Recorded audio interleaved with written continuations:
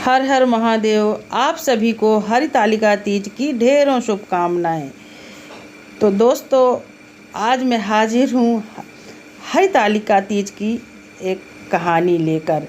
तो चलिए सुनते। एक बार की बात है, भगवान शंकर पार्वती जी को पूर्व जन्म का स्मरण कराने के लिए उनकी पहले की बातें याद दिलाने लगी।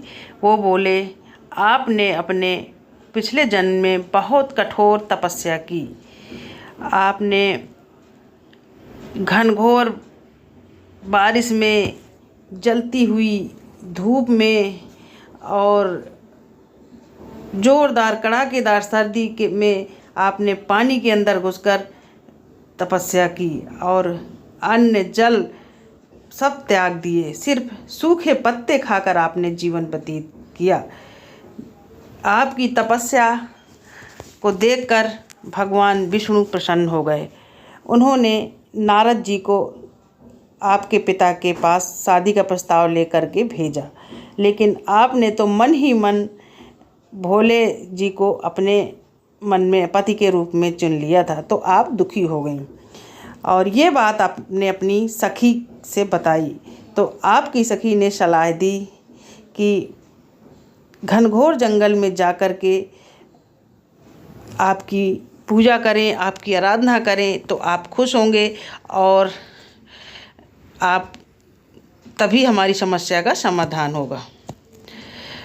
माँ पार्वती ने एक गुफा के अंदर जाकर के मिट्टी के शिवलिंग का निर्माण किया और रात भर जागरण किया।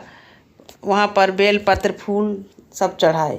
उनकी इस कठोर तपस्या को देखकर भगवान शंकर जी खुश हो गए और उन्होंने दर्शन दिए और बोले कि बताइए आपको क्या चाहिए।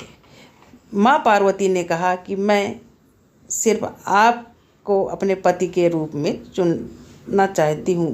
मेरे पिता मेरी शादी कहीं और कराना चाहते हैं, लेकिन मैंने तो आपको अपने पति के रूप में चुना है। शंकर जी ने कहा, तो आपकी मनोकामना पूर्ण हो, तथास्तु। और शंकर जी के साथ पार्वती जी का विवाह तय हो गया। राजा हिमालय भी खुश हो गए और उन्होंने अपनी बेटी की शादी खुशी खुशी शंकर जी के साथ तय कर दी।